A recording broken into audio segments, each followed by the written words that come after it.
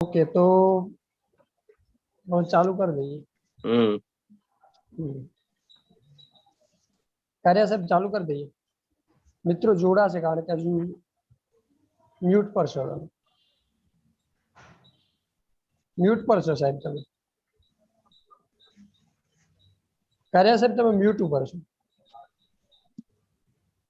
આપણે થોડા વહેલા સજાગ થવાની જરૂર છે। આપણે મોડા પડીએ છીએ એટલે આપણે થોડા સચેત રહેવાની જરૂર છે। હા હા, એટલે આજે એટલા માટે બહુ ઓછા જોડાયા છે। હા, કાંઈ વાંધો નહીં, ચાલો ને આપણે ચાલુ કરી દઈએ આજે।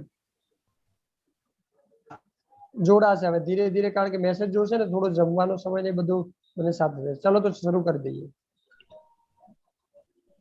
ओके, तो सभी को नमस्कार। युवा जागृति अभियान पालमपुर के उपक्रम में आज हमारा ये 34वां वेबिनार है और हम हर एक वेबिनार में हर एक नए मुद्दे पे बात करते हैं और खासकर युवाओं को कैसे उन मुद्दों से सेंसिटाइज किया जाए, उन मुद्दों पे कैसे सोचने पे उनको मजबूर किया जाए या उन मुद्दों पे वो कैसे अपनी बात रखने के लिए कैपेबल हो, उसको ध्यान में रखते हुए हम हर बार कोई ना कोई विषय पे बात करते हैं। त्रिपाठी साहब के जानकारी के लिए मैं बता देता हूँ कि ये लास्ट जो सैटरडे था उस पर हमने सिविल यूनिफॉर्म कोड जो है, यूनिफॉर्म सिविल कोड यूसीसी, उस पर भी बात की थी। और उसके पहले जो वेबिनार हुआ था उसमें हमने महिलाओं का क्या योगदान रहा है भारत के संविधान में। भारत का संविधान जब बना तो हम काफी लोगों की बात करते हैं, काफी जो भी कॉन्स्टिट्यूशन निर्माता है उनकी बात करते हैं, पर कहीं ना कहीं हम महिलाओं के बारे में नहीं बात करते हैं।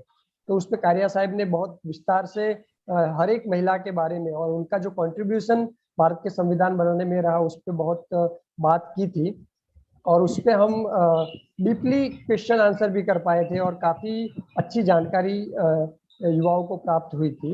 तो इस बार हम हमारे यहाँ पे जो हमारे गेस्ट हैं वो प्रोफेसर विपिन त्रिपाठी है, जो आईआईटी दिल्ली में प्रोफेसर रह चुके हैं फिजिक्स विषय में, और वैसे वो उत्तर प्रदेश के झांसी के रहने वाले हैं और उन्होंने पढ़ाई भी फिजिक्स में की, फिजिक्स में उन्होंने पीएचडी भी किया है। और उनका जो एक बहुत ही बेहतरीन बात यह है कि वो सद्भाव करके एक मिशन चलाते हैं और उसके अंतर्गत मतलब भारत में जहाँ कहीं पे भी कोई कम्युनल कुछ चीज होती है तो वहाँ पे त्रिपाठी साहब चले जाते हैं और लोगों में कैसे हार्मनी हो, कैसे एक दूसरे के साथ मेल हो, उसके लिए उनका बहुत अच्छा काम रहता है।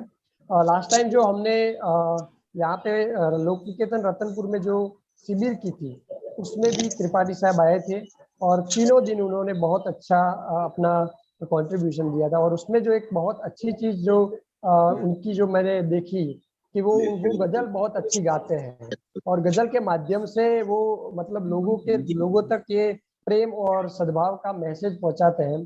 तो मैं कहूँगा कि आज का जो हमारा सब्जेक्ट है भारत के स्वातंत्र्य संग्राम में महिलाओं का योगदान, उस पर तो बात करे ही करे, पर एक गजल से वो अपने आज के वक्तव्य की शुरुआत करें तो बेहतरीन रहेगा। मैं त्रिपाठी साहब को आमंत्रित करता हूँ। त्रिपाठी साहब, बड़ी मेहरबानी है, आपने मुझे मौका दिया। मैं चलिए गजल से ही शुरुआत करता हूँ। एक छोटी सी गजल लिखी इन दिनों मैंने। गजल का जो थीम है वो है हस्ती। मेरे वजूद को मजहब से आंकने वालों,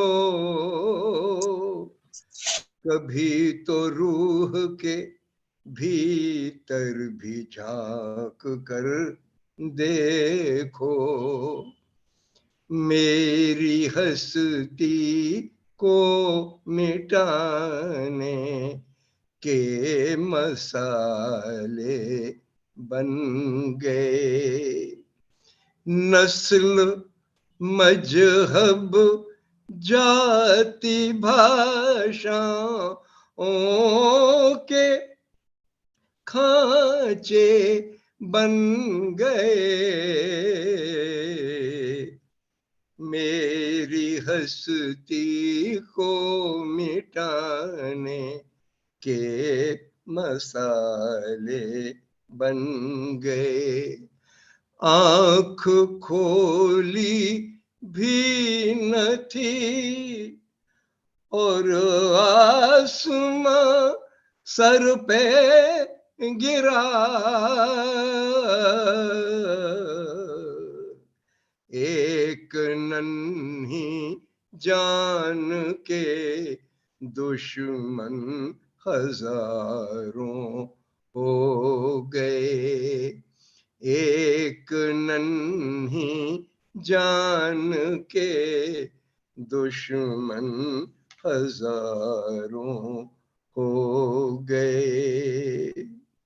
पोथियां पढ़ने में अपनी उम्र सारी लग गई,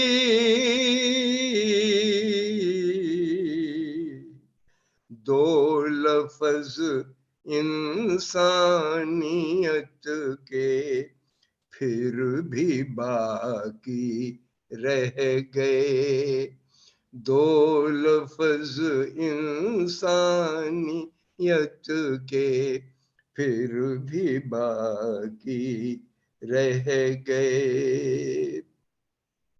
शेखियां भरते थे के आंधी डिगा ना पाएगी, एक हवा के झोंके से वो सूरमा भी उड़ गए, एक हवा के झोंके से वो सूरमा भी उड़ गए। आखिरी शेर है, भोर आजादी की आई लंबी कुर्बानी के बाद, आपसी गफलत में लेकिन होश सारे उड़ गए, आपसी गफलत में लेकिन होश सारे उड़ गए। बहुत बहुत शुक्रिया। मैं बेहद शुक्रगुजार हूं आप सब लोगों का कि आपने मुझे आज बात करने का मौका दिया।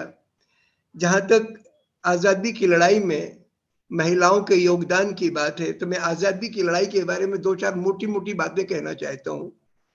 ऐसा है कि हमारी लड़ाई पुरानी लड़ाइयों से एकदम अलग थी।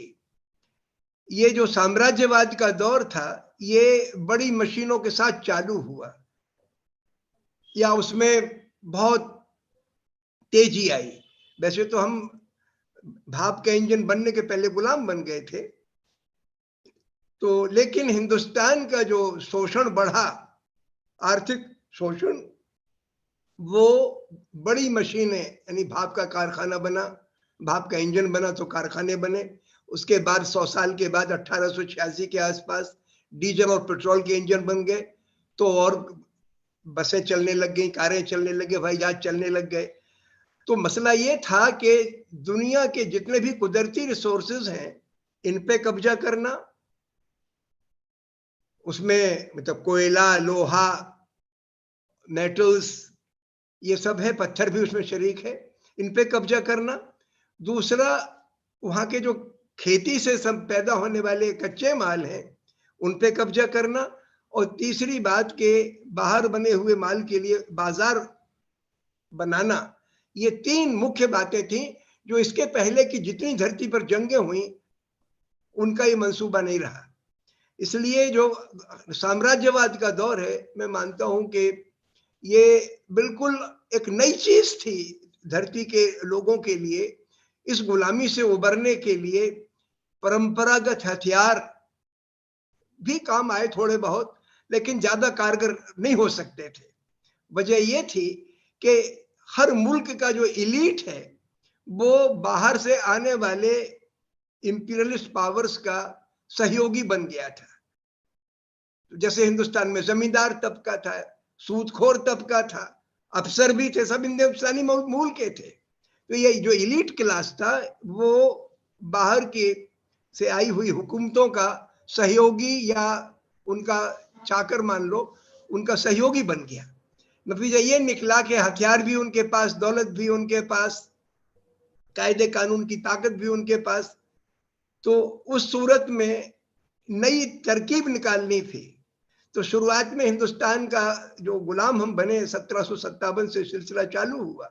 1757 में जब बंगाल के नवाब सिराजुद्दौला को अंग्रेजों ने हराया, तो उस वक्त तो लड़ाई हुई नहीं, कहने को तो प्लासी की लड़ाई हुई, लेकिन जब मैं मालूम किया, अभी मैं गया था मुर्शिदाबाद, उस इलाके में लोगों से बातचीत भी करी, तब मुझे एहसास हुआ कि वो तो नकली लड़ाई थी। हुआ ये था कि इनका जो जो प्रधान सेनापति था मीर जाफर, उसको अंग्रेजों ने खरीद लिया कि हम तुझे नवाब बना देंगे और पैसा भी देंगे, तू लड़ना मत, ना सेना को लड़ने देना। और उनके लिए जो पैसा दिया गया वो सारा का सारा पैसा जो गया वो व्यापारियों ने पैसा, हिंदुस्तानी बैंकर्स ने पैसा दिया, जगत सेठ वगैरह ने, माणिक चंद वगैरह ने, इन लोगों ने पैसा दे दिया। तो वो तो मुफ्त की लड़ाई थी, अंग्रेजों के लिए कुछ खर्च ही नहीं करना पड़ा, सवेरे लड़ाई चालू, शाम को खत्म हो गई। तो इस तरीके से हम गुलाम बने। तो वो हथियारों के जरिए गुलाम, अंग्रेजों के पास उन्नत हथियार भी थे, तोपें थी, बंदूकें थी, उसका भी उन्होंने इस्तेमाल किया, लेकिन primarily it was through bribe. लोगों को हिंदुस्तान के एलीट क्लास के मदद से वो बने। तो जब ये दौर चला तो 100 बरस के बाद इसको एक विद्रोह हुआ इनकी हुकूमत के खिलाफ। हालांकि आदिवासियों के विद्रोह तो शुरू से ही चालू हो गए थे। 1772 में तिलका मांझी वगैरह से लेकर शुरुआत होती है और वो विद्रोह चलते रहे। तो जब अंग्रेजों की हुकूमत कायम हो रही थी तब भी there was resentment in the country. अब उसमें ये तो मैं नहीं कह सकता कि औरतों की भागीदारी कितनी थी उसमें, लेकिन जब बड़ा बड़ा विद्रोह 100 साल की हुकूमत के बाद 1857 में हुआ, तो उसमें तो सबसे बड़ा विद्रोह जो पहला वो फैला अवध के इलाके में।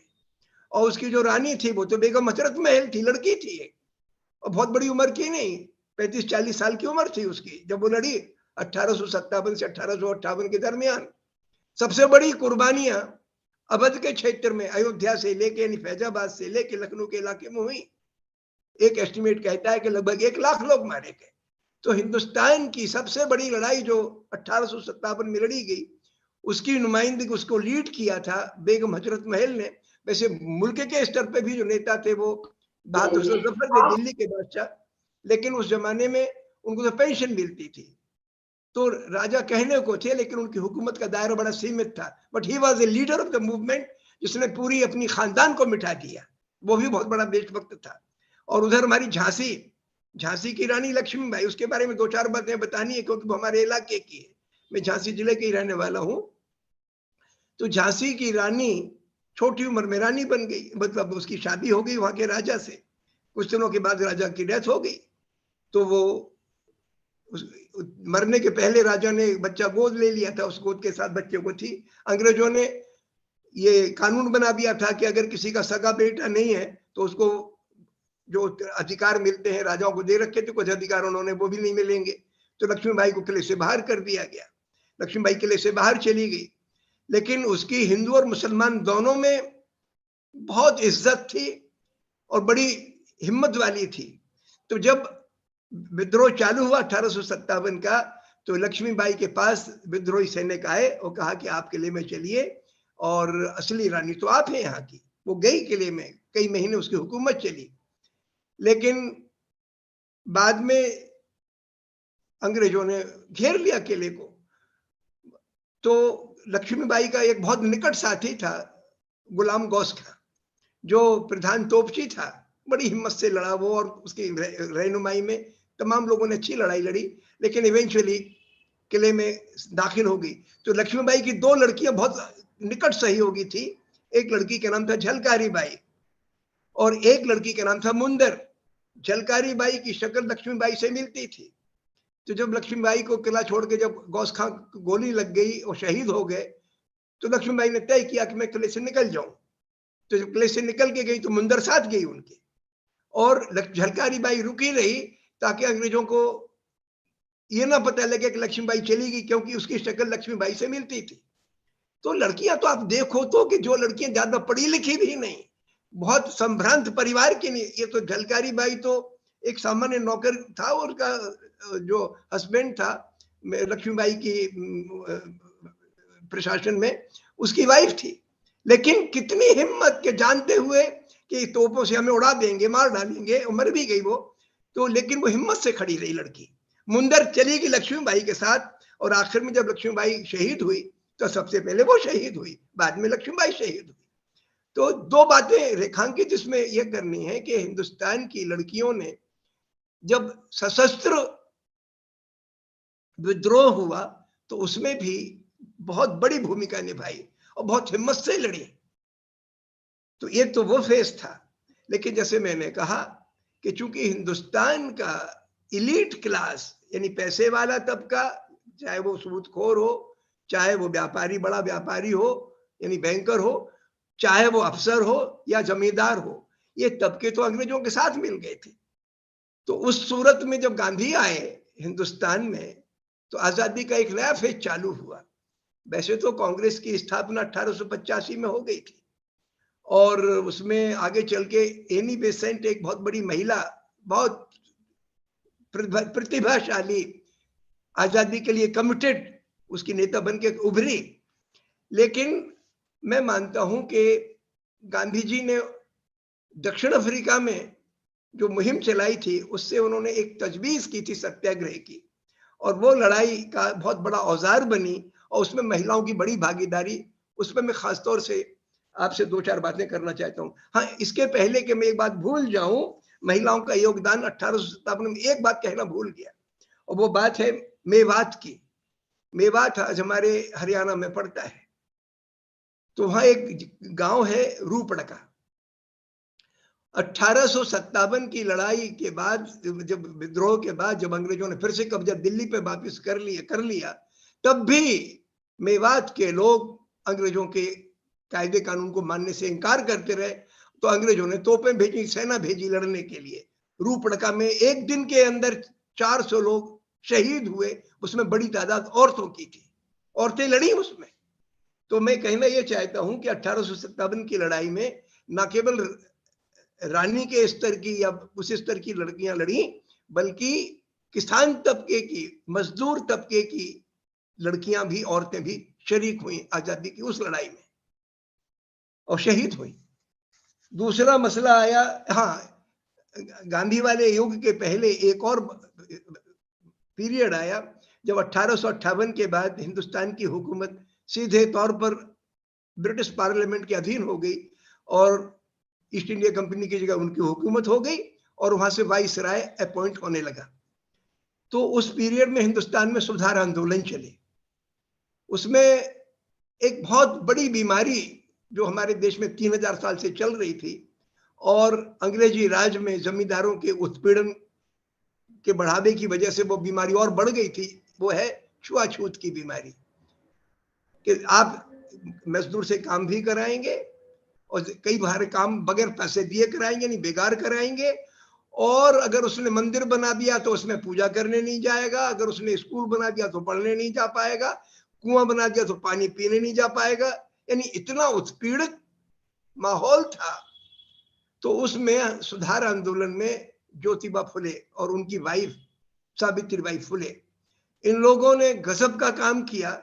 और ये बात मैं कभी भूल नहीं सकता जब ज्योतिबा फुले ने कहा कि जिस तरीके से कपड़े सिलना दर्जी का पेशा है, उसी तरीके से पंडिताई करना पंडित का पेशा है। इसका धर्म से क्या वास्ता, स्पिरिचुअलिटी से क्या वास्ता, वो तो पेशा है, उसका रोजगार है। इस तरीके से उन्होंने लोगों के अंदर सत्य शोधक समाज बना के सत्य को फोकस में रखा। वैसे तो सर्व धर्म की, सारे धर्मों का जो अगर आप इसेंस समझे तो सत्य ही है। गांधी जी ने तो कहा भी है कि सत्य ही ईश्वर है। कि ट्रुथ को एक्सेप्ट करना, उस पर जीना, सच्ची जिंदगी जीना, बगैर छल कपट के ईमान की जिंदगी जीना, इसी को मजहब का मूल मंत्र यही है। तो लेकिन ज्योतिबा फुले ने बहुत क्लैरिटी से इसको रखा, और खासतौर से उनकी वाइफ ने, सावित्रीबाई फुले ने लड़कियों की शिक्षा पे के लिए बड़ा काम किया। उसी दौर में एक लड़की और खड़ी हुई, उसका नाम था रमाबाई, पंडिता रमाबाई। वो भी तो दलित लोगों में हौसला पैदा करना, दबे कुचले लोगों में, मजदूर तबके में भी हौसला पैदा करना, ये काम हमारी इन लड़कियों ने किया। एक बात मैं इस बारे में और जोड़ना चाहता हूं, इस पे आमतौर पे जब हम दलित समाज की बात करते हैं तो सामाजिक गैर बराबरी पे फोकस कर लेते हैं, आर्थिक शोषण हमारी आंखों से ओझल हो जाता है। जब भी दलितों को, चाहे मोची हो, चाहे वो वाल्मीकि हो, चाहे किसी समाज के लोग हो जो कठोर से कठोर मेहनत करते हैं, तो इनका जब सामाजिक के गांव में नहीं रहने दे, गांव से बाहर रहो, कुएं में पानी नहीं पियो, अलग से पोखर में पानी पियो, मंदिर में मत जाओ, अपना किसी पेड़ के नीचे किसी भगवान को मान के पूजा कर लो, इस तरीके के सब उनके साथ भेदभाव बरता गया।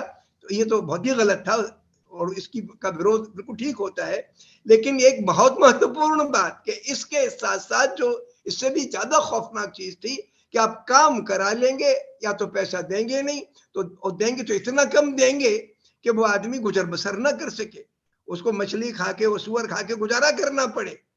कोई शौकिया तौर पे खाए तो बात अलग है, हमारे लोगों को तो गेहूं खाने को नहीं मिला, दूध पीने को नहीं मिला, जबकि उन्होंने ही गायों भैंसों की परवरिश की, रईस लोगों की, उन्हीं के यहाँ खेती का अनाज पैदा किया, लेकिन अनाज खाने को नहीं मिला।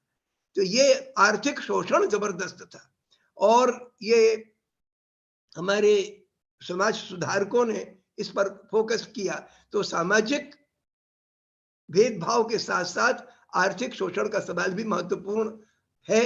इस पे कई लोगों ने बात रखी और हमें भी दिमाग में रखना चाहिए उसको। अब क्या हुआ कि 1900 में सत्याग्रह की चर्चा करना चाहता हूं, क्योंकि 1857 के बाद वैसे तो देश में कुछ क्रांतिकारी हुए जिन्होंने बंदूक चलाई, लेकिन आप समझेंगे कि ज्यादातर क्रांतिकारी एक आध किसी आदमी को मार लिया तो मार लिया, खुद मर गए यानी शहीद हो गए। तो वो आत्म बलिदान उनका ज्यादा महत्वपूर्ण है, किसी को टेरर पैदा करके मार दिया वो ना के बराबर हुआ। तो हमारे जो क्रांतिकारी आंदोलन, सशस्त्र लड़ाइयां भी हुई 1857 के बाद, वो आत्म बलिदान वाली लड़ाइयां ज्यादा रही। हिंसा के जरिए अंग्रेजों को टेरराइज करना या उनको उखाड़ फेंकना, ये ना के बराबर कम हुआ। मतलब हुए कुछ केसेस में मिल जाएंगे, लेकिन कम हुए।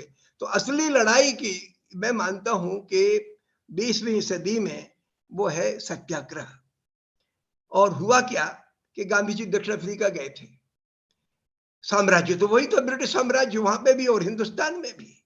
गांधी जी भाप गए थे कि हमारी लड़ाई तो लोकल सरकार से नहीं, ये तो बहुत बड़ी सरकार का साम्राज्यवाद का हिस्सा है, उससे लड़ाई है। ये आर्थिक शोषण की लड़ाई है कि एक देश की दौलत को, संसाधनों को लूट कर दूसरे देश को फायदा पहुंचाना या दूसरे देश के इलीट क्लास को फायदा पहुंचाना, ये नियत है। तो ये आर्थिक शोषण की लड़ाई है बुनियादी तौर पर, और उसका प्रतिकार करने के लिए हमें गलत कानूनों को, जो कानून शोषण को बढ़ावा देते हैं, भेदभाव को बढ़ावा देते हैं, अन्याय को बढ़ावा देते हैं, उनका प्रतिकार करना जरूरी है। हथियार के जरिए नहीं हो सकता था वो, अवाम हथियार नहीं उठा सकते थे बड़े पैमाने पर। हर आदमी के दिल से खौफ मिटाना था। उन्होंने कहा कि खौफ मिटाना सबसे बड़ी बीमारी खौफ है, डर है, उसको मिटाना जरूरी है। तो गांधी जी ने वैसे तैयारी तो 1893 से शुरू कर दी थी। जब वो 1893 में 1893 में अमेरिका गए, तो दक्षिण अफ्रीका गए, और गाड़ी में एक डिब्बे में मार्टिसबर्ग स्टेशन पे उनको गाड़ी से धक्का दे के नीचे गिराया गया। तो गांधी जी ने लड़ाई चालू कर, तब से वो किसानों में, मजदूरों में, किसान तो नहीं थे वहां पे इतने, हिंदुस्तानी लोग जाते थे, मजदूर थे, वो मजदूर तबकों में काम करना चालू किया। और कुछ मुद्दों को लेके जब सरकार के गलत कानून आते थे उसका विरोध भी करते रहे, लेकिन बड़ा कानून उन्होंने उठाया, बड़ा कदम उठाया 1906 में।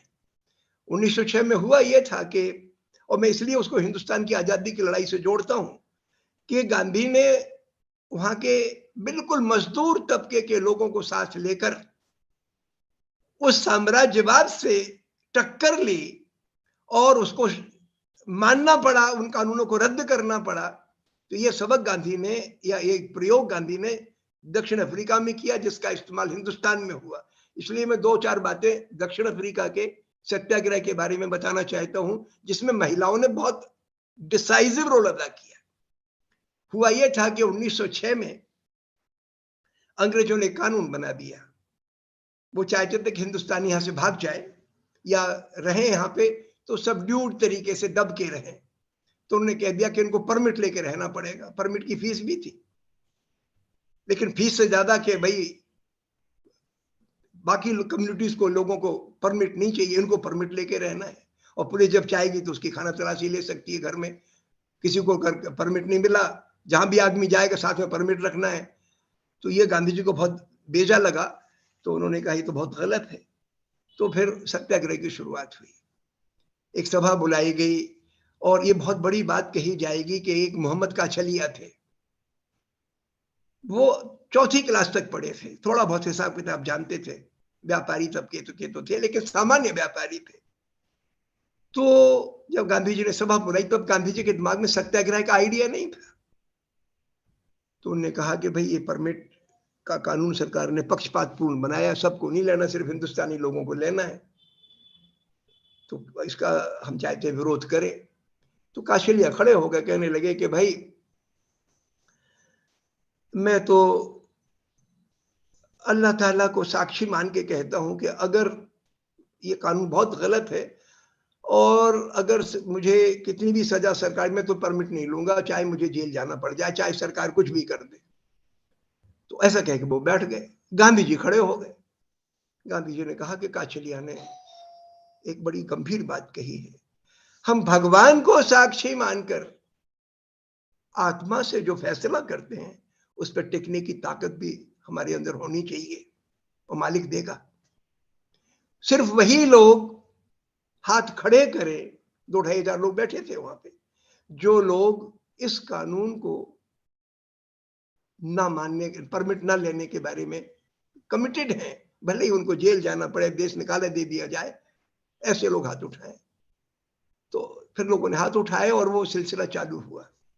इसकी परिणति क्या हुई, उसमें कई लोग जेल गए। एक लड़की तो बली अम्मा नाम था उसका, 16-17 साल की, वो भी जेल चली गई। वहां उसको बुखार आ गया, तो उसको जब छूट के बाहर आई तो कुछ देर में मर गई। 1-2 लोग और भी मरे। लेकिन मजदूरों का आप समझ लें कि जो दिन में काम करता है तो शाम को खाता है, उसके घर की औरत अगर जेल चली जाए, बच्चों का क्या होगा, कैसे बच्चे क्या खाएंगे। इन सब मुसीबतों को दिमाग में रखते हुए भी लोगों ने सत्याग्रह में हिस्सा लिया। तो सत्याग्रह मिलिट्री या पुलिस वालों की कुर्बानी से कम महत्वपूर्ण नहीं है, कम छोटी कुर्बानी नहीं है। और ये हमारे देश की मजदूर तबके की लड़कियों ने उसमें हिस्सा लिया, वहां के व्यापारी तबके के लोगों ने भी हिस्सा लिया। गांधी जी तो एक व्यापारी का मुकदमा लड़ने गए थे, सेठ अब्दुल्ला का, दूसरे हिंदुस्तानी व्यापारी से उनका कुछ कॉन्फ्लिक्ट था, इंटरेस्ट, तो उसके लिहाज से गए थे।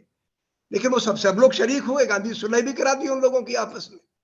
तो व्यापारी तबके ने भी हिस्सा लिया। और मैं मानता हूं कि व्यापारी जब जागरूक होता है, उसकी आत्मा जाग जाती है, तो वो भी सही काम करता है। ऐसा नहीं कि लोगों को रिश्वत दे के काम चला ले। तो ऐसा हर व्यापारी, अलग अलग आदमी का अलग अलग स्वभाव होता है। तो अफ्रीका में बसने वाले हिंदुस्तानी व्यापारियों ने, चाहे वो हिंदू हो चाहे मुसलमान हो, उन सब ने इस लड़ाई को में एकजुट होकर काम किया। और आखिरी फेज जब लड़ाई का आया, तो 4 मुख्य इलाके थे अफ्रीका, साउथ अफ्रीका के। ट्रांसवाल का इलाका था, एक इलाका डरबन जिसका हेडक्वार्टर बड़ा शहर था, ऐसे 4 इलाके थे वहां पे। एक केप टाउन था, केप कॉलोनी था, और ऐसे ऑरेंज फ्री स्टेट था एक। तो इस तरीके के जो 4 इलाके थे, वहां पर एक राज्य से इलाके से दूसरे में जाना हो तो भी आपको परमिट लेना पड़ता था। तो गांधी जी ने मशवरा दिया कि हमारे आश्रम की बहनें के लोग यहाँ से वहां जाएं और वो परमिट ना लें ताकि गिरफ्तार हो। मुख्य विरोध तो परमिट का था, लेकिन ऐसा करना, तो इस तरीके गांधी ने रास्ता सुझा दिया और उन्होंने कहा कि जो लड़कियां जेल जाने को तैयार हों और कष्ट सहने को तैयार हैं वो अपने शरीक हो। तो गांधी जी ने 2 आश्रम बनाए थे। एक आश्रम तो बनाया था गांधी जी ने डरबन में, फीनिक्स आश्रम, और एक आश्रम बनाया था ट्रांसवाल में, टॉल्स्टॉय आश्रम। तो वहां की औरतों को तैयार किया, बहनों को तैयार किया। पहले ट्रांसवाल की बहनों को तैयार किया कि तुम जाके कानून तोड़ो, सरकारी कानून को तोड़ो। उन्होंने कानून तोड़ा, उनको जेल सजा हो गई। फिर गांधी जी आए डरबन, तो डरबन की बहनों को, उनका आश्रम था फीनिक्स, उसमें 15 औरतों को तैयार किया और बहुत निष्ठा से तैयार हुई। तो बोले तुम्हें जाना है और सरहद क्रॉस करनी है अपने राज्य की, और जैसे तुम ट्रांसफरस में दाखिल होगी तुम्हें गिरफ्तार कर लिया जाएगा, जेल जाना है। गई, पुलिस ने गिरफ्तार नहीं किया। तो लड़कियां समझदार थी, उन्होंने कहा हम खदानों पे जाएंगे, खानों में जहां पे लोग काम करते, मजदूर कोयले की खानों में काम करते थे। तो गई और जाके उन्होंने मजदूरों से बातचीत की, तो उन्होंने कहा कि तुम लोग हड़ताल करो। हिंदुस्तानी मजदूर ने हड़ताल कर दी। गांधी जी को खबर लग गई, तो गांधी जी फिर पहुंच गए वहां पे खानों में। जब गांधी जी वहां पहुंचे तो फिर गांधी जी ने कुछ दिन वहां रुके, 2-3 दिन, फिर मार्च निकाला, ऐतिहासिक मार्च गांधी का। कुछ शुरू में तो 2500 के करीब लोग थे, लेकिन वो गिरफ्तार हो जाते थे, दूसरे लोग शरीक हो जाते थे। तो मेरा अंदाज है कि 5 से 10 हजार के बीच में लोग जेल गए। वो सत्याग्रह उसने हिला दिया सरकार को।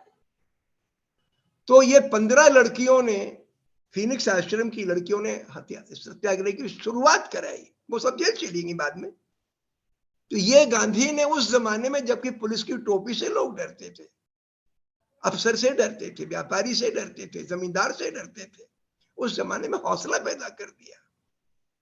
और आखिर में 1914 में सरकार को वो कानून परमिट वाला वापस लेना पड़ा, और भी तमाम डिस्क्रिमिनेटरी कानून वापस लेने पड़े, और गांधी जी वहां से हिंदुस्तान आए।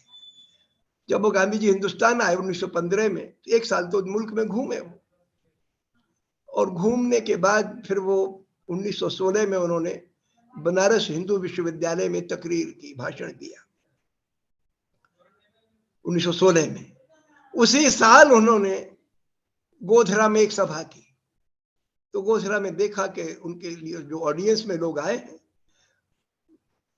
एक भीड़ तो आगे है और बीच में जगह छोड़ के दूसरे लोग पीछे बैठे हैं या खड़े हैं। तो पूछा, पता लगा वो दूर क्यों खड़े हैं? उन्होंने कहा साहब वो यहाँ के दलित है, लोग उनको छूते नहीं। तो गांधी जी ने उसी वक्त तय किया कि हमारा आजादी की लड़ाई का एक बड़ा मुद्दा होगा देश में से छुआछूत मिटाना, अस्पृश्यता निवारण।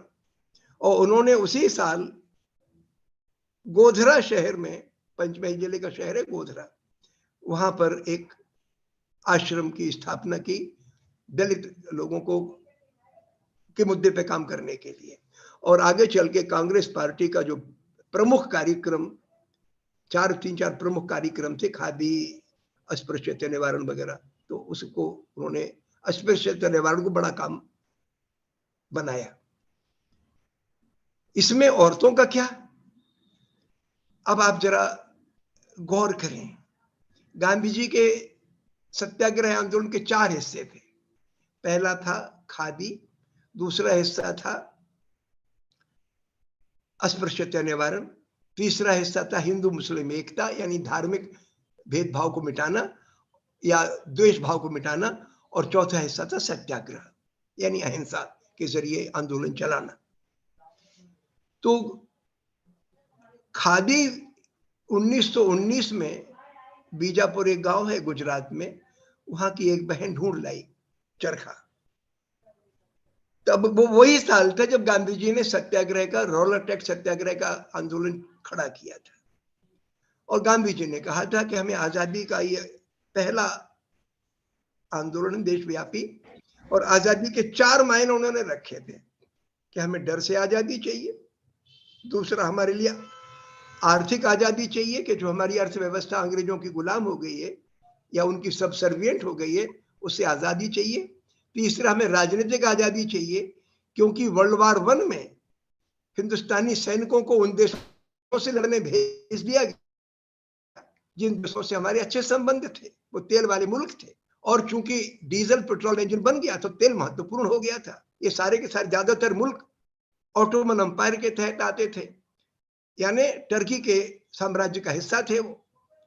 लेकिन जैसे तेल महत्वपूर्ण बना 1886 के बाद और 1914 में वर्ल्ड वार 1 हुआ और 1918 में खत्म हुआ, तो उस दौरान ऑटोमन एम्पायर भंग खत्म करके अंग्रेजों और यूरोप के मुल्कों ने तेल पे कब्जा कर लिया, तेल वाले देशों पे कब्जा कर लिया। तो उसके बाद 1919 में जब गांधी जी ने सत्याग्रह चलाया तो उन्होंने कहा कि इस लड़ाई में हमारे सैनिकों को उन देशों से लड़वाया गया जिनसे हमारे दोस्ती के संबंध थे, और हमारे 74,000 सैनिक मर गए जिनके नाम इंडिया गेट पे दर्ज हैं। तो ये तो बड़ी भारी गुलामी है, हमें इससे लड़ना है। तो इस पे जब सत्याग्रह खड़ा हुआ तो गांव-गांव से लोग जमींदार का डर छोड़ के, पुलिस का डर छोड़ के सड़कों पे आ गए। कई जगह पुलिस ने गोली चलाई, जलियांवाला बाग में तो 1000 लोग मारे गए। तो सत्याग्रह में औरतों ने हिस्सा लिया उस वक्त। और जब ये लड़की बीजापुर से चरखा लेके आई तो मगन गांधी ने गांधी जी के आश्रम में ये इसमें उन्नत तरकीब निकाली और लोगों को कहा कि आजादी की लड़ाई के माने चरखा चलाना, गांव-गांव में हमारे लिए सूत काटना या कपड़ा बनाना, और कपड़ा पहनना, और पूरा कपड़ा ना पहन तो कम से कम खादी की टोपी तो पहनो, ताकि गांव-गांव में लोग आजादी को रिप्रेजेंट करने वाले मिल जाएं। और वो हुआ। तो इसमें सबसे बड़ा रोल जो अदा किया सूत काटने वालों में तो महिलाओं का था। मेरे पिताजी कहते थे कि 10 लाख लोग शरीक हुए और मैं मानता हूं कि कम से कम उसमें 60-70% तो औरतें थीं।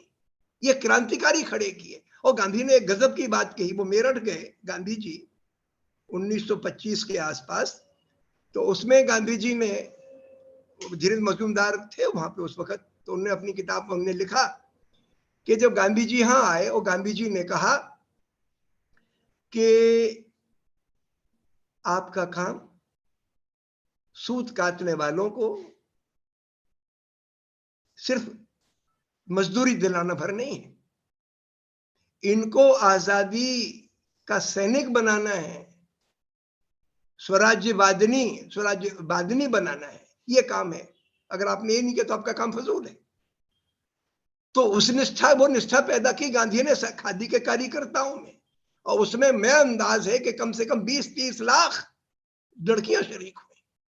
इतना बड़ा आंदोलन मुल्क में कभी चला नहीं, रचनात्मक आंदोलन वो गांधी ने चलाया। फिर गांधी जी ने बात कर दी कि भाई आज हमारे देश में जो अनाज के दाम हैं, कपड़े के दाम हैं, उस लिहाज से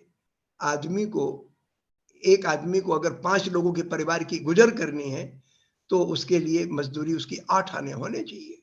रुपए में 16 आने होते थे और मजदूरी उस वक्त 2 आने पड़ती थी, लोगों को मिलती थी औसतन मजदूरी।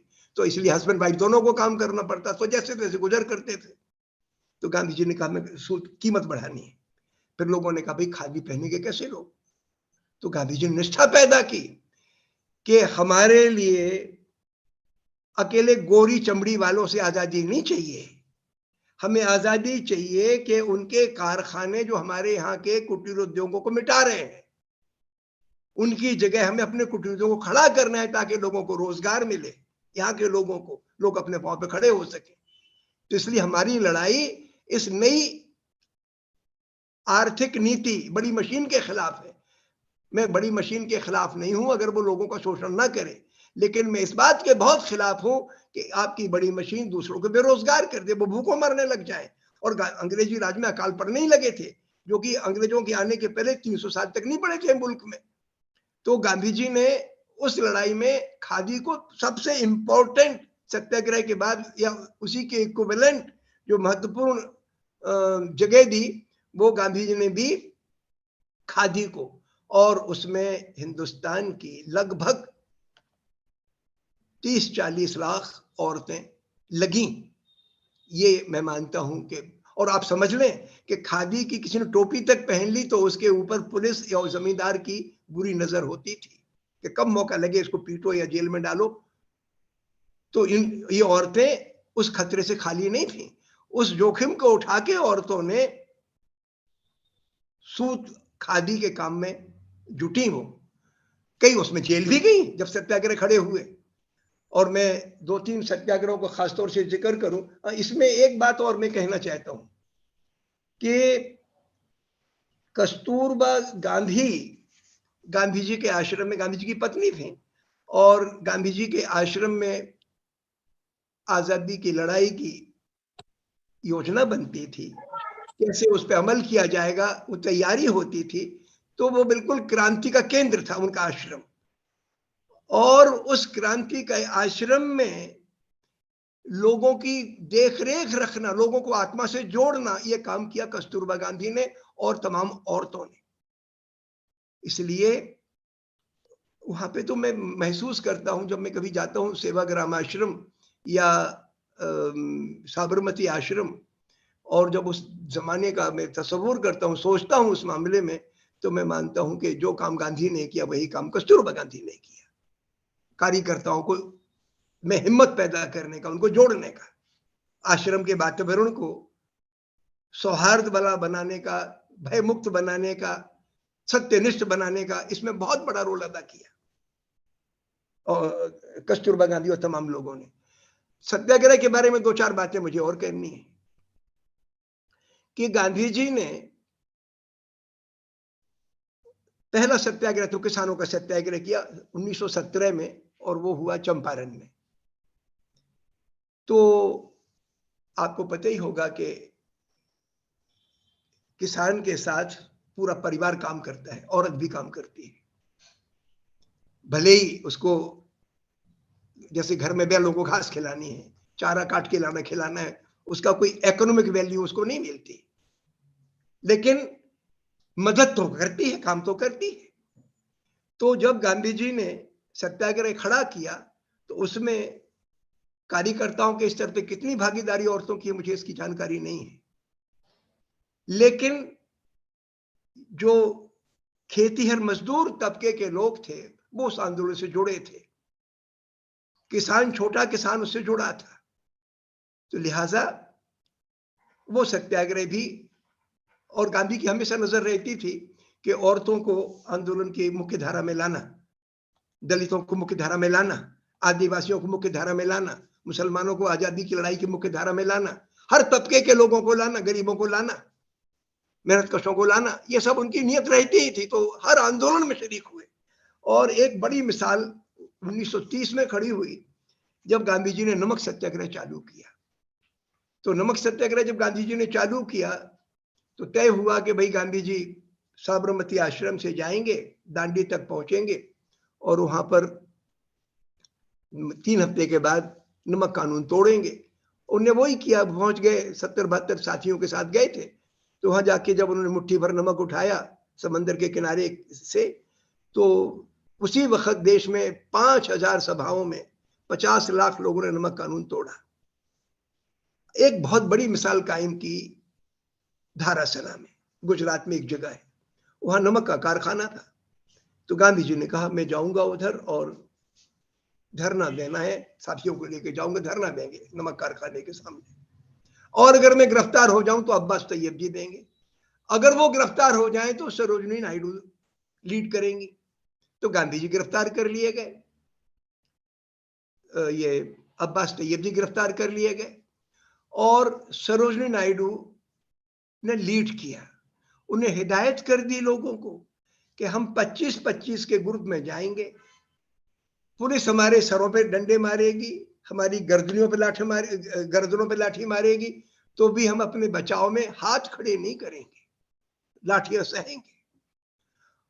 तो एक अमेरिकन पत्रकार था, वो देख रहा था, और बाद में उसने रिपोर्ट किया, पूरी दुनिया में खबर फैल गई कि 25 के जत्थे में लोग आते थे, पुलिस सर पे लाठियां मारती थी, गर्दनों में लाठियां मारती थी, लोग बेहोश होकर गिर जाते थे, कई क्रिटिकली इंजर्ड हो जाते थे और उनको हटा दिया जाता था, तो नया जत्था आता था, लेकिन लोग हाथ खड़े नहीं करते थे। आप सोचो क्या रही होगी सरोजनी नायडू और क्या रहे होंगे सत्याग्रही कि आपके सर पे लाठियां पड़े और आप अपने सेल्फ डिफेंस में हाथ खड़े ना करो। ये आत्मशक्ति पैदा की थी हमारे मुल्क में, के प्रकट की थी हमारे मुल्क के लोगों ने, आम लोग थे। फिर एक दूसरी मिसाल, औरतों की तो तादाद नहीं मालूम उसमें कितनी थी, वो खान अब्दुल गफ्फार खान ने खड़ी की उत्तर पश्चिम सीमांत प्रांत में एक जगह, वहां पे किस्सा ख्वानी। उस किस्सा ख्वानी कस्बे में वहां समंदर नहीं था, तो खारे पानी से नमक बनाना था, तो मिलिट्री भेज दी, तोपें भेज दी अंग्रेजों ने, और गोलियां चली। उनने कह दिया भागेगा कोई नहीं, 250 लोग मरे। कितनी ऊंची मिसाल। आज वो इलाका पाकिस्तान में आता है, तो हमारी देश की लड़कियों ने, औरतों ने और मजदूरों, किसानों ने बहुत हिम्मत से काम लिया।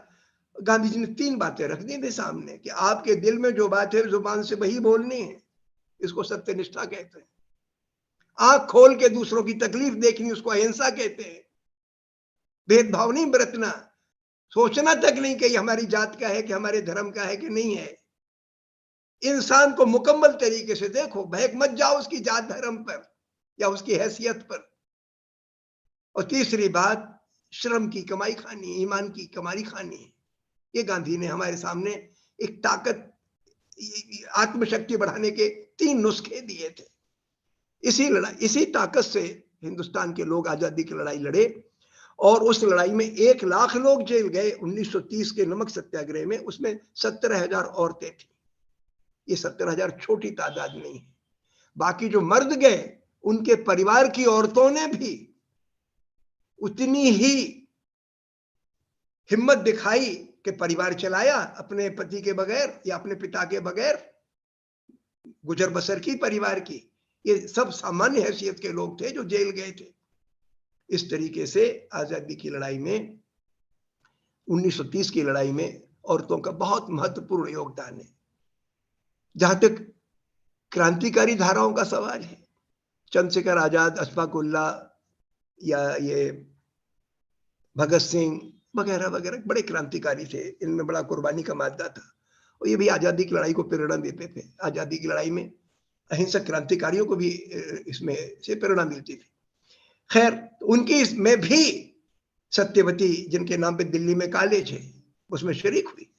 उनकी ग्रुप का बहुत बड़ा क्रांतिकारी लड़कियों का, बहुत बड़ी क्रांतिकारी लड़की थी वो, माता सुंदरी। तमाम लोग खड़े हुए। वहां एक कनकलता बरुआ थी आसाम में, छोटी सी लड़की, मेरे ख्याल से 18 साल से कम की उम्र की थी, वो क्रांतिकारी वहां पे, और इस तरीके के लोग हुए। तो लड़कियों की भागीदारी उसमें रही। 1942 का जब आंदोलन चला, तो गांधी जी ने 8 अगस्त 1942 को जब भारत छोड़ो आंदोलन का ऐलान किया, तो सवेरे 9 तारीख होते होते सुबह सूरज निकलते रहे, सब नेता गिरफ्तार कर लिए गए। लेकिन बहुत सारे लोग अंडरग्राउंड हो गए, आंदोलन चलाते रहे। छात्रों ने बड़ा हिस्सा लिया, लड़कियों ने भी उसमें शरीक हुई, और कई लोग जैसे अरुणा आसफ अली थी, सुभद्रा, ये ऐसे लोग तो अंडरग्राउंड होके आजादी की लड़ाई आगे चलाते रहे, और कई साल चलाई। और मैं तो दंग रह गया जब 1946 में नोआखाली में हिंसा हुई, तो गांधी जी ये मान के चलते थे कि हमारी अहिंसा की कसौटी अकेली अंग्रेजों से आजादी दिलाना ही नहीं है, हमें अंग्रेजों ने धर्म के नाम पर बांटने की लगभग 30-40 साल से कोशिश की है, और सांप्रदायिक संगठन खड़े करवा दिए, उनको पैट्रोनाइज किया है। उनसे जो हिंसा भड़केगी, उसमें हमें लोगों के दिमाग को दुरुस्त रखना है, उस हिंसा से समाज को बचाना है। ये हमारी असली इम्तिहान होगा। ये गांधी जी के दिमाग में था। 1946 में जब नोआखाली में दंगे भड़के तो गांधी जी गए। सुचित्रा कृपलानी भी गई, जो बाद में यूपी की चीफ मिनिस्टर बनी। बीबी अब्दुल सलाम भी गई, गांधी जी की पोती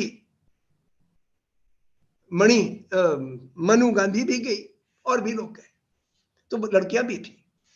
और जब गांधी जी नोआखाली जाते हुए वहां रुके कलकत्ता में 1-2 दिन, तो पहले तो वो मिले वहां के गवर्नर से। बरोज थे गवर्नर, अंग्रेज थे। तो बरोज ने कहा गांधी से कि what can I do for you.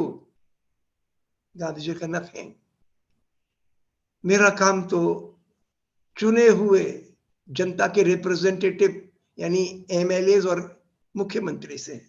वहां के मुख्यमंत्री सोहरावर्दी थे। बाद में गांधी जी से जब मिलने आए सोहरावर्दी, तो गांधी जी ने उनको कहा कि सोहरावर्दी, तुम मुस्लिम लीग के मुख्यमंत्री नहीं हो, अकेले मुसलमानों के मुख्यमंत्री नहीं हो, क्योंकि जो तुम्हारी इंस्टीट्यूशन है,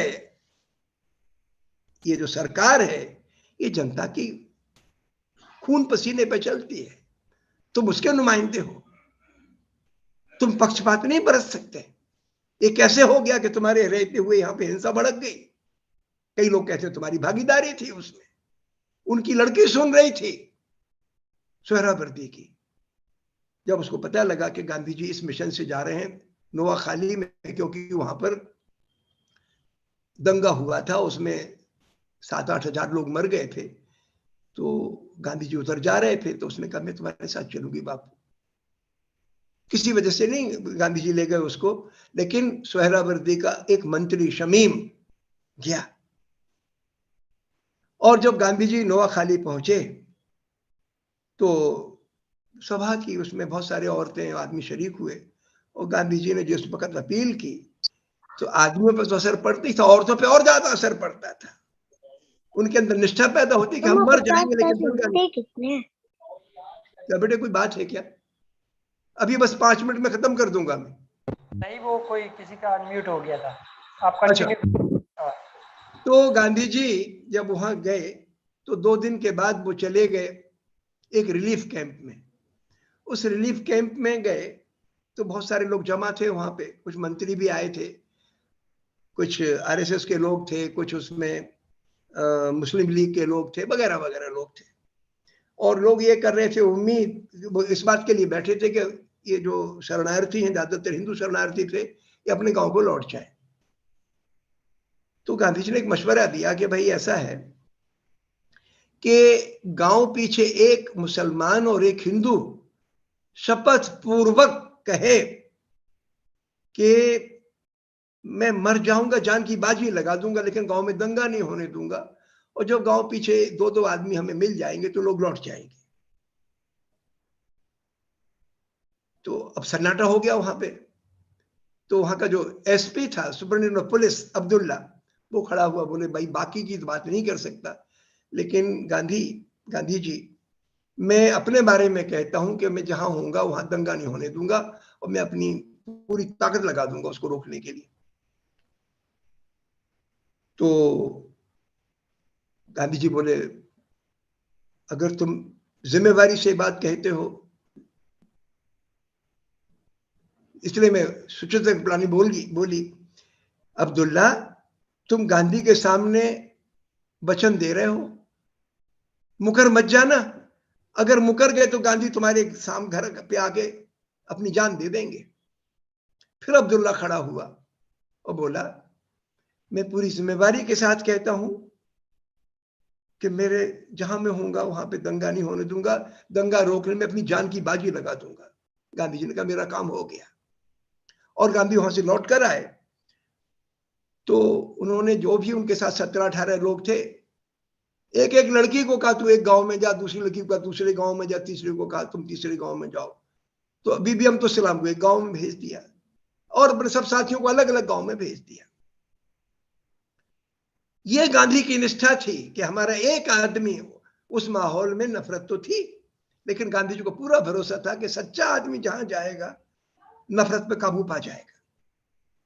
तो बीबी अब्दुल सलाम को भेज दिया, और बीबी अब्दुल सलाम के साथ बड़ी घटना घटी कि उस गांव में कुछ मुसलमान लड़के शरारत किस्म के उनको तंगाने के लिए बोले कि यहाँ एक मंदिर में ना एक बहुत बड़ी तलवार थी, वो हमने छुपा ली है वो, और जब दंगा होगा तो हम हिंदुओं को काटेंगे इससे। तो हम तो सलाम बोली तलवार लाओ हमें दे दो, बोले हम तो नहीं देंगे तुम्हें, चढ़ा रहे थे वो। अब हम तो सलाम ने कहा मैं फास्ट करूंगी, फास्ट टू डेथ, बैठ गई वो। तो अब बड़ी परेशानी पर खड़ी हो गई कि एक दिन में लड़कों ने वो तलवार नहीं दी, दूसरे दिन तलवार नहीं दी, बात गांधी जी तक पहुंची। 4-5 दिन हो गए लड़की को, और गांव भर के लोग जमा हो गए, बोले कि गांधी जी के पास आए बल्कि कि हम तो सलाम का उपवास तोड़वा दो, वो मान नहीं रही है। तो गांधी जी आए तो बोले, गांव वाले बोले कि साहब हम पूरी जिम्मेवारी से कह रहे हैं और लिख के भी दे रहे हैं और सबके सामने सौगंध कहते हैं कि हमारे गांव में कोई दंगा नहीं होगा। अगर किसी बच्चे ने या बूढ़े ने या किसी जवान ने चाकू भी दिखा दिया किसी को तो हम पूरी ताकत से उसको रोकेंगे।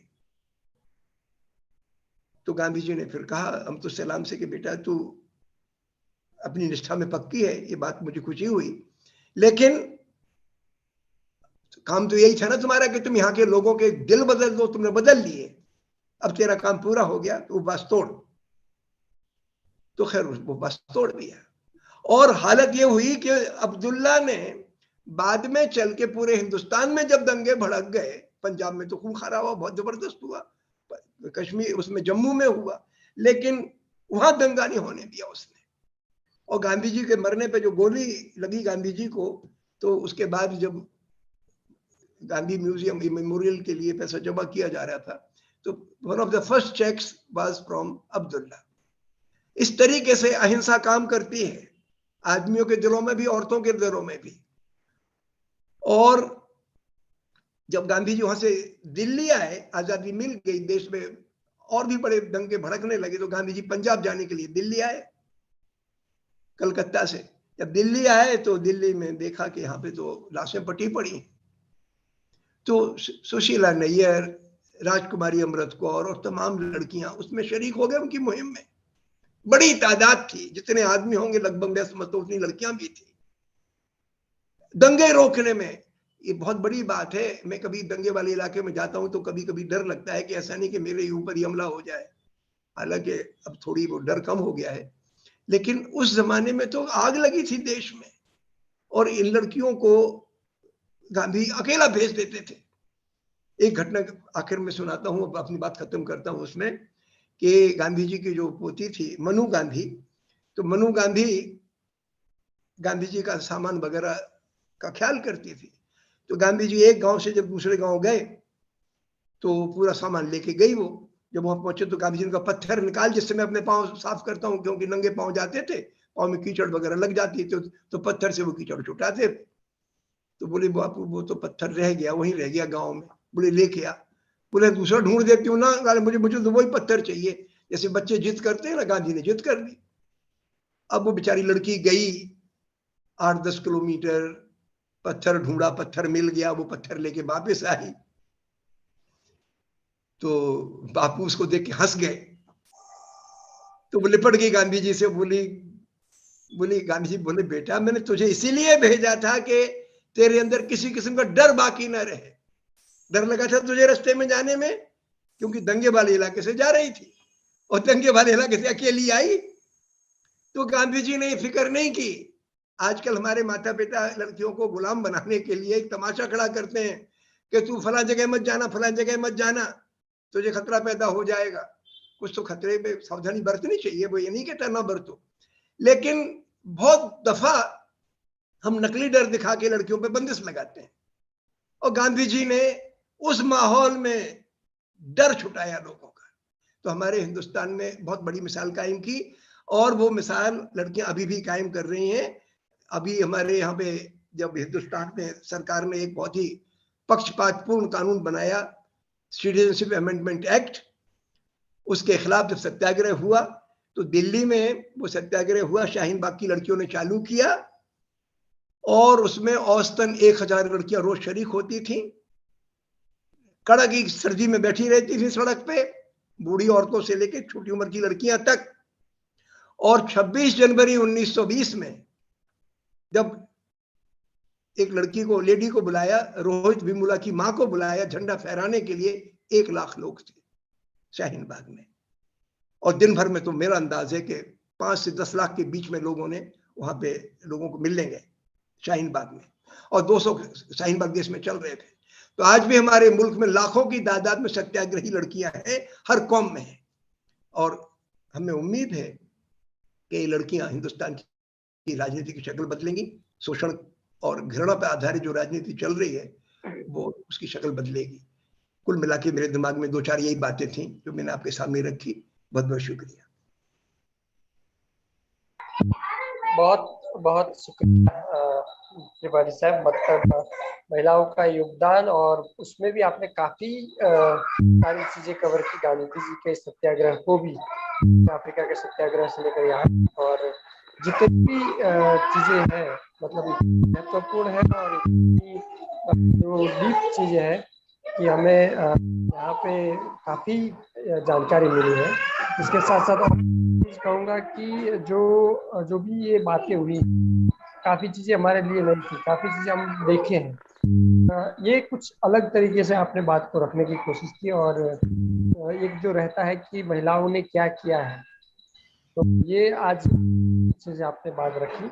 अगर किसी साथी का कोई क्वेश्चन है तो हम क्वेश्चन लेंगे, कमेंट वो भी हम सुनेंगे। तो एक के बाद अगर किसी का हैंड रेज करे, पर उससे पहले मैं एक साहब से प्रश्न करना चाहूँगा, अगर वो जोड़ दे इसमें कि मतलब दोनों हम देखते हैं कि आज़ादी की महिलाएं थी, उनकी परिस्थिति और उनको जो ये काफ़ी आंदोलन जो उन्होंने लीड किए हैं, और आज के समय में जो आंदोलन हो रहे हैं, जो भी कंटेम्पररी आंदोलन हुए हैं, इन दोनों में अगर देखें तो क्या कहाँ पे हमें दिखता है कि आज़ादी के आंदोलन में महिलाओं का बहुत उनके पास लीड थी या उनके पास नेतृत्व था, और आज के आंदोलन जो हो रहे हैं उसमें आपको आप कंपेरेटिव स्टडी करें तो कुछ क्या फर्क दिखता है, ये मैं जानना चाहता हूँ। मैं तो ये महसूस करता हूँ कि जो शाहीन बाग का आंदोलन चला 1930 के गांधी जी के नमक सत्याग्रह की पैटर्न पे चला, उतने नॉन वायलेंट था, बिल्कुल छल कपट नहीं था उसमें, तो वो तो उसी किस्म का था। लेकिन बाकी जो और आंदोलन चलते हैं उसमें हुल्लड़बाजी हो जाती है, वो गांधीयन पैटर्न से हटके है, छल कपट आ जाता है वो। तो इसलिए इतना तो मैं नहीं कह सकता कि सभी आंदोलन सत्याग्रह के उसी पैमाने पर खरे उतरते हैं।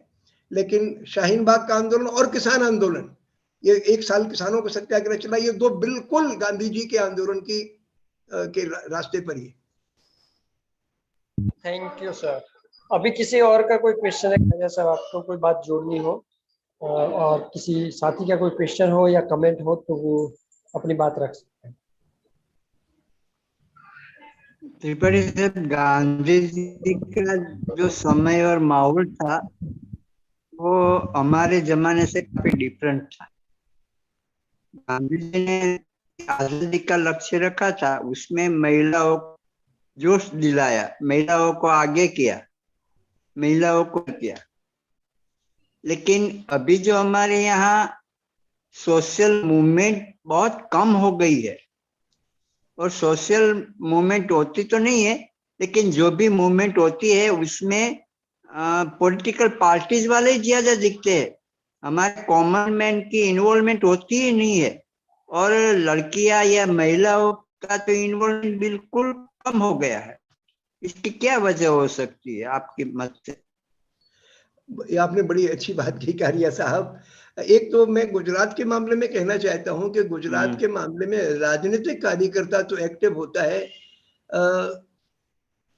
कपट के चीजों में कि साहब वो किसी तरीके से अपना काम करवा लो पॉलिटिकली, तो वो, लेकिन जितनी संस्थाएं जैसे अम्बा है, उधर समर्थ है, परवाज संगठन है, ये मैं अहमदाबाद की बात कर रहा हूँ, उसी किस्म की एक आध संस्था गोधरा में भी मेरे संपर्क में आई।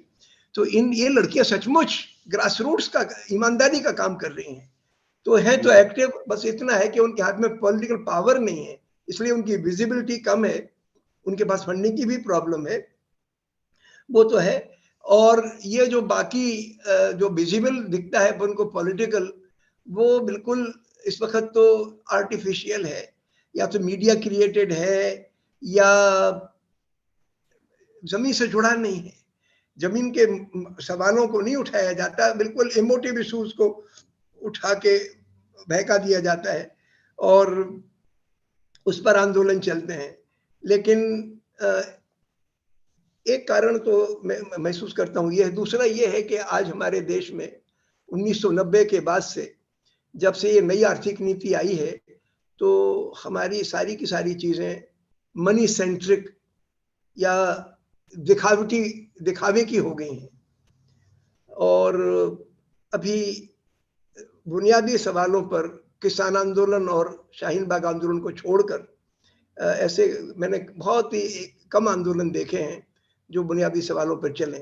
मुझे उम्मीद है कि विद्यार्थी आंदोलन चलाएंगे और 2 साल के लॉकडाउन से जो तालीम बर्बाद हुई, तालीमी जिंदगी 2 साल एकदम बर्बाद होगी 90% लोगों की, तो वो आंदोलन उठेगा और वो गांधी के रास्ते पे अगर चलेगा, नॉन वायलेंट अगर होगा तो कामयाब होगा। तो मैं इसका ज्यादा और तो कुछ नहीं कह सकता इसमें। जी थैंक यू साहब। और किसी कोई साथी का कोई क्वेश्चन है तो बोल सकते हैं।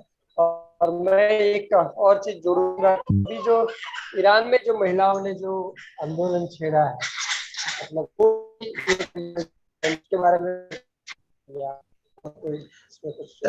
मैंने ईरान वाले आंदोलन को फॉलो नहीं किया है, लेकिन मैं उसूल तौर पर उसके साथ हूँ। लड़कियों ने जो आंदोलन छेड़ा है सही छेड़ा है, और कहीं भी लड़कियां खड़ी हों वो वेलकम है। और सरकार हालांकि रिप्रेशन करती है, लेकिन जितना रिप्रेशन करेंगे उतनी आदमी के अंदर हौसला मजबूत होगा, उतनी तपस्या से ताकत प्रकट होती है, वो होगा।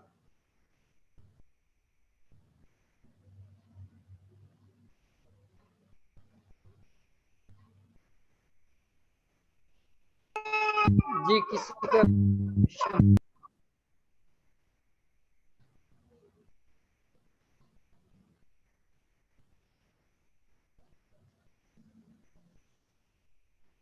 आवाज नहीं आवतो? किसी का और कोई क्वेश्चन है या कमेंट है हमारे साथ?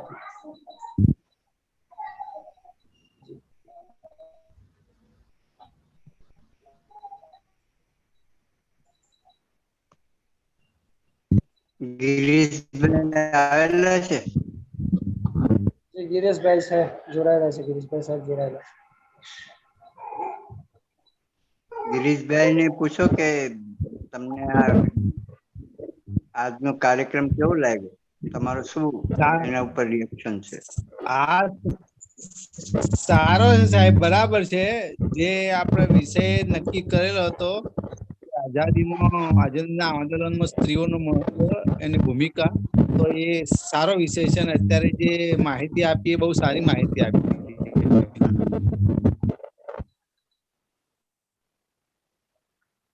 ઇલિયાસભાઈ શું કહે છે? વિલાયતભાઈ નથી સર, એમને કોઈ કામ જયેશ વાગડોળા છે, ઈશ્વરભાઈ છે, કરચનભાઈ છે। આ તો બધા પોતપોતાના મત રજૂ કરે। હા સાહેબ, હા બોલો બોલો। જયેશ વાકડોદા। હા જયેશભાઈ બોલો। હા, આજનો વિષય સારો હતો, બરાબર। પણ આજના જે વેબિનાર છે એમાં સૌથી ઓછી સંખ્યા હતી આજ સુધીના વેબિનારની અંદર જે હતી એમાંથી આજે બહુ ઓછી સંખ્યા છે, એટલે ફરી પાછું આપણે એક પેલું રીકન્સ્ટ્રક્ટ કરવું પડે પાછું, એવું છે। ફરીથી કોઈ મીટિંગ એવું કરી ફરીથી વધારે જોડાય એવું સૂચન છે। એટલે એમાં શું છે કે મેં આજે પણ કીધું હતું કે આપણે થોડીક નિષ્ક્રિયતા જવાબદાર છે। આપણે બહુ મોડા જાગીએ છીએ. એટલે દાખલા તરીકે એમાં બે પ્રશ્નો થાય છે. એક તો વક્તા મેળવવામાં બહુ મુશ્કેલી પડે છે. છેલ્લી ઘડીએ ગુરુવારે આપણે કોઈને પૂછીએ તો વક્તાઓ બધા ક્યાંય ને ક્યાંય એંગેજ હોય છે. આ તો ત્રિપાઠી સાહેબ વળી મળી ગયા. બાકી ઘણી આપણી જગ્યાએ કોશિશ કરી પણ એ બધું શક્ય નહોતું બન્યું. અને ત્રિપાઠી સાહેબ નોલેજેબલ માણસ છે, બહુ જ ઉત્સાહથી ને દિલથી બોલે છે, એટલે કાર્યક્રમ તો સફળ થયો જ ગણાય. પણ આપણે લગભગ હું માનું છું કે 2 વેબિનારનું આયોજન આપણે કરી દેવું જોઈએ. અને લિંક છે તે મોડું ગુરુવારે મોકલી દેવી જોઈએ. કાર્યક્રમ તો સાહેબ સફળ જ છે, કારણ કે જે કદાચ હાલ કોઈ કારણોસર જોડાઈ શક્યા નથી એ આપણે લાઈવ કરેલું જ છે ને એની લિંકો આપણે બધી ગ્રુપોમાં એમાં મૂકીએ છીએ. એટલે ફરીથી પણ એને સાંભળી શકે, એનો લાભ લઈ શકે. એટલે આપણે જે વાત છે એ તો જે પહોંચાડવાની છે, જેને ખરેખર જરૂર છે આ બધી ચર્ચાઓમાં ભાગ લેવાની, એ લોકો સુધી તો પહોંચે જ છે. એટલે આપણે સફળ જ છીએ 100%. પણ જે હાલ જે લાઈવ જોડાયા છે એની સંખ્યા ઓછી છે, જો કે કોઈ કારણ હોઈ શકે એનું, એટલે એના માટે થોડા પ્રયત્નો કરીએ.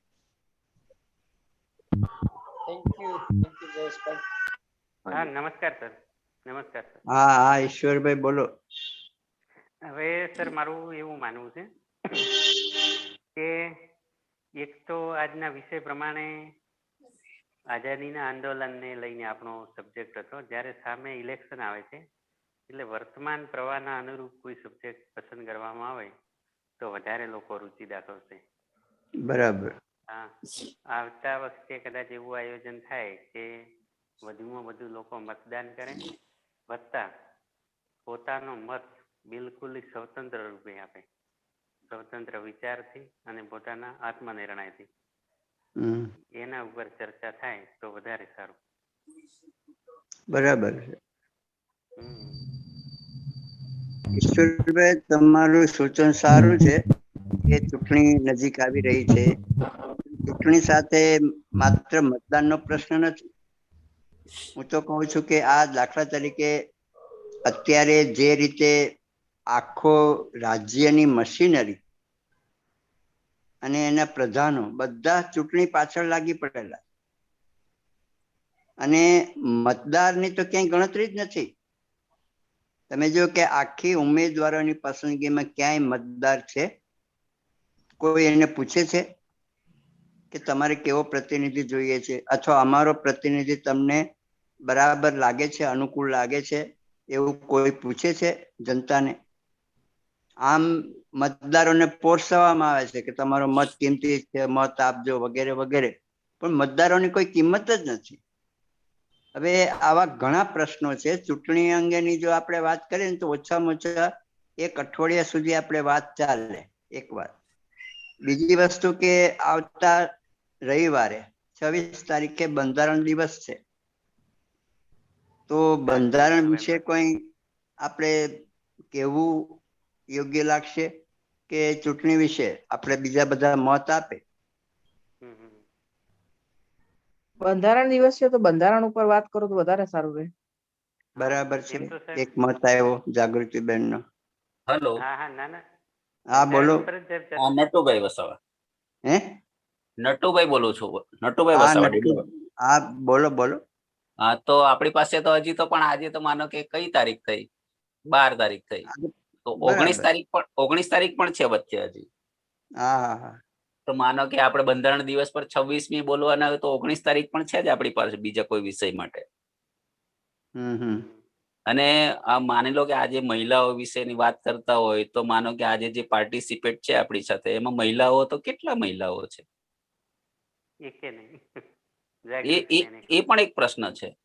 એટલે માનો કે આપણે એવું નથી કહેતા કે મહિલાઓ જ મહિલાના વિષય ઉપર બોલે, ભલે ભાઈઓ બોલે, પણ મહિલાઓ પાર્ટિસિપેટ તો થવા જોઈએ ને. એમાં શું છે નટુભાઈ કે એમાં વાંક આપણો છે કે આપણે સ્ત્રીઓને ઘરમાં કેદ જ કરી રાખીએ છીએ.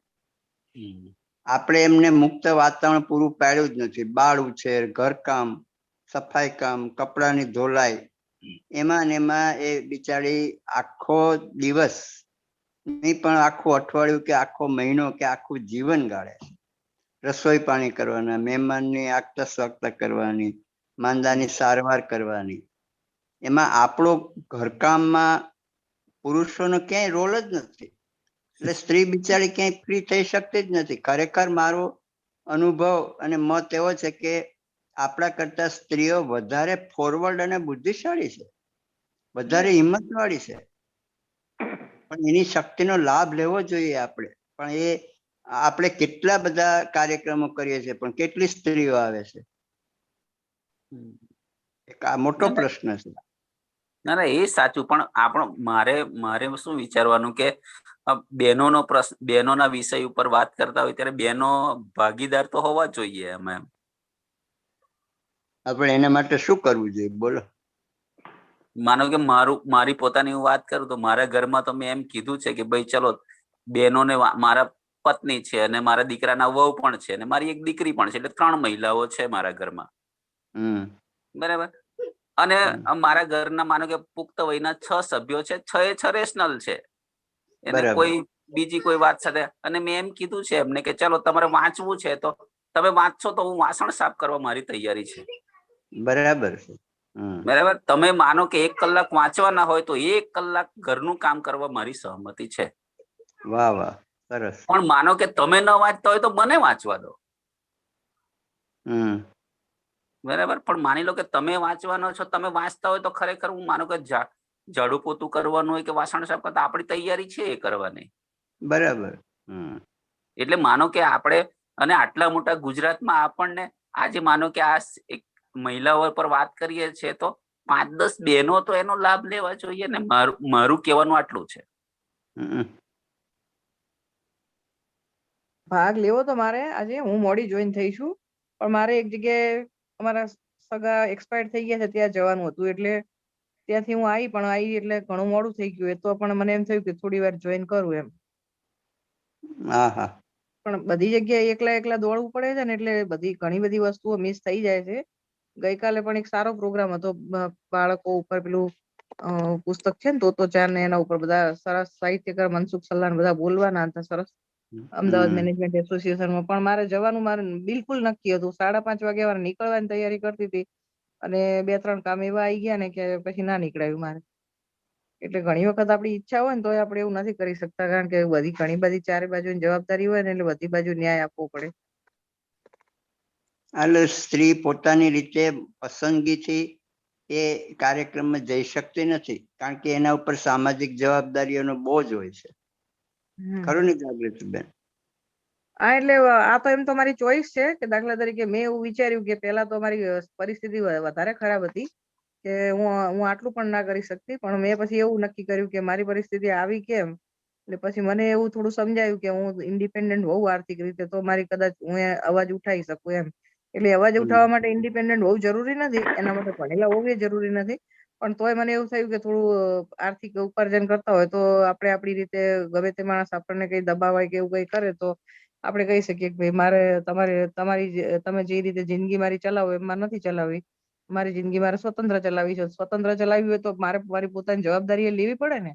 એટલે હું પછી કામ કરવા માંડી. મારે સંઘર્ષ ક્યાંથી ચાલુ થયો કે મારે વાંચવું હતું, મારે બધું મને બીજું વધારે તો નહીં, પણ મારી ઈચ્છા એવી હતી કે જેને નોબેલ પારિતોષિક મળેલા છે ને એવા સાહિત્યકારોને તો મારે વાંચવા જ છે, એવી મારી ઈચ્છા હતી. અથવા એવા સાહિત્યકારનું બધું સાહિત્ય હું ના વાંચું, પણ જે કૃતિ માટે એને સાહિત્ય નો પારિતોષિક મળ્યું હોય નોબેલ, એને મારે વાંચવા થાય એટલી મારી ઈચ્છા હતી. પણ મને વાંચવાની બિલકુલ એલાઉ જ નતું મારે. એટલે પછી મને એવું થયું કે હું આવું ખાલી વાંચી ના શકું, એ તો કે કેવી મારી જિંદગી કહેવાય. પછી ધીમે ધીમે કરતા મને એવું થયું કે હું કાયદો વાંચું, કે કારણ કે કાયદામાં શું લખ્યું છે ને ખરેખર શું સાચું છે ને સમાજના લોકો આપણા ઉપર શું થોપી બેસાડે, એમ કરતા હું કાયદો વાંચવા માંડી. મને કાયદામાં રસ પડ્યો. પણ પછી મને એવું સમજાયું કે ખરેખર મારે કમાવાની જરૂર છે, તો હું થોડું મારે અવાજ ઉઠાવીને બોલી શકું કે ભાઈ મારે તમે જે રીતે મારી જિંદગી લઈ જાઓ છો એ રીતે મારે નથી લઈ જવી, મારે મારી રીતે જીવવું છે. એટલે એમાં પછી શું થયું કે કમાવાનું મેં ચાલુ કર્યું ને, એટલે મારે થોડો બધો ટાઈમ, ભલે હું ફૂલ ટાઈમ નથી કામ કરતી, હું ફ્રીલાન્સ કામ કરું છું. મારે આખો દિવસ કામ હોય છે એવું નથી હોતું.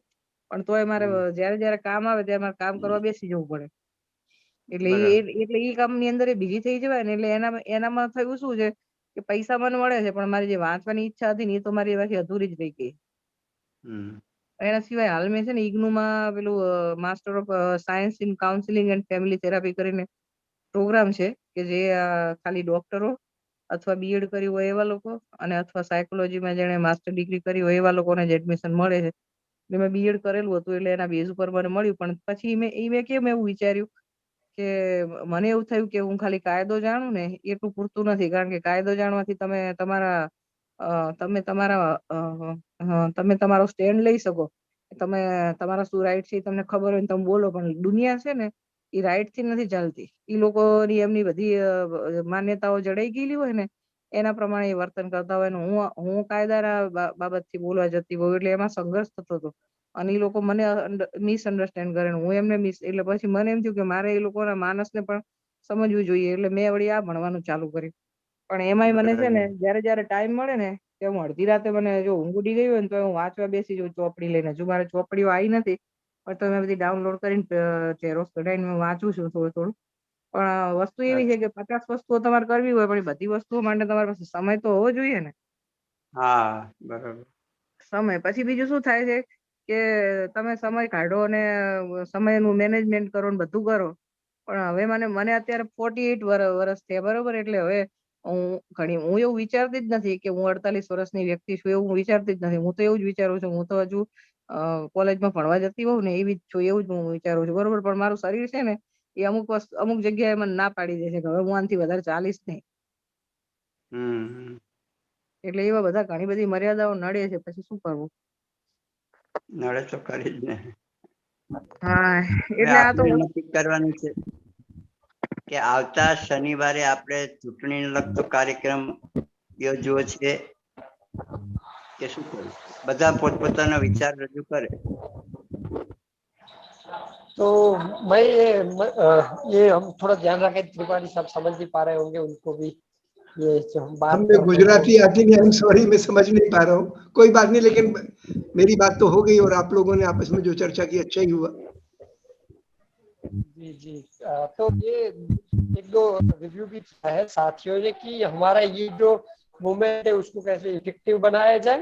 और एक दो साथियों ने जो महिलाओं को क्या दिक्कत होती है, जागृति बेन जो है उन्होंने अपने मतलब कि अगर उनको ऐसी एक्टिविटी में जुड़ना है या कोई सामाजिक प्रवृत्ति में जुड़ना होता है तो क्या दिक्कतें आती है एक जो महिला को, उसके बारे में उन्होंने तो ये चीज हुई. और कालिया साहब बोल रहे हैं कि नेक्स्ट सैटरडे को हम किस विषय पे बात रख सकते हैं. इस विषय पे इस पे सब लोग अपनी राय दे कि नेक्स्ट सैटरडे पे हम कौन से सब्जेक्ट पे बात कर सकते हैं. तो ये जो पूरा का पूरा थोड़ा मैं संक्षेप में आपको लाजवाब, बहुत अच्छा आपने बता दिया, सार बता दिया, बहुत अच्छी बात है. लेकिन आई एम वेरी प्लीज कि आप लोग हर हफ्ते में ये इस प्रकार की चर्चा करते हो. दिस इज वेरी हेल्दी और इससे क्लैरिटी भी आती है और थोड़ा कमिटमेंट भी बढ़ता है. हमें भी लगता है कि हम भी जरा मजबूती से काम करें. वंडरफुल, बहुत खुशी हुई आपने मुझे मौका दिया. I am so grateful to everybody. और कभी मौका लगेगा तो फिर रूबरू आपसे फिर बैठ के बातचीत होगी. तो कालिया साहब हम सब्जेक्ट का अपने ग्रुप में बात करते हैं. यहाँ पे ये मीटिंग को ऐसा करें क्या? क्योंकि ना कोई अभिप्राय आपे केम न आपे. अच्छा हाँ हेलो तो हाँ मैं बोलो. हाँ नटुभाई हाँ हेलो बोलो. મને બીજો એક એ વાત યાદ આવે સાહેબ કે આપણે માની લો કે આજે 10 જણા પાર્ટિસિપેટ છીએ તો આપણે બધા 10 જણ એવું નક્કી કરીએ કે બીજા 2 લાવીએ તો 10 દુના 20 થાય ને આપણે 10 30 તો થાય. પણ આપણું બધાનું કમિટમેન્ટ એ ખરું કે આપણે બધા 2 જણને આવતા શનિવારે 2 જણને જોડીશું એવું કમિટમેન્ટ ખરું આપણા બધાનું? વિષય કોઈ પણ હોય. એટલે સભ્ય સંખ્યા વધારવી જોઈએ એવું મને લાગે છે. કારણ કે વધારવી તો જોઈએ જ, એ તો બરાબર. હા પણ એના માટે વધારશું કેવી રીતે? તો માની લો કે આજે આપણે 10 જણા જોઈન્ટ છીએ તો 10 જણા જે જોડાયેલા છીએ 10 જણા એવું નક્કી કરે કે હું 2 કે 3 જણ લાવશું. બધા જેવું નક્કી કરે તો સહેજે 30-40 સભ્યો થઈ શકે. હેલો તો અત્યારે હાજર છે બધા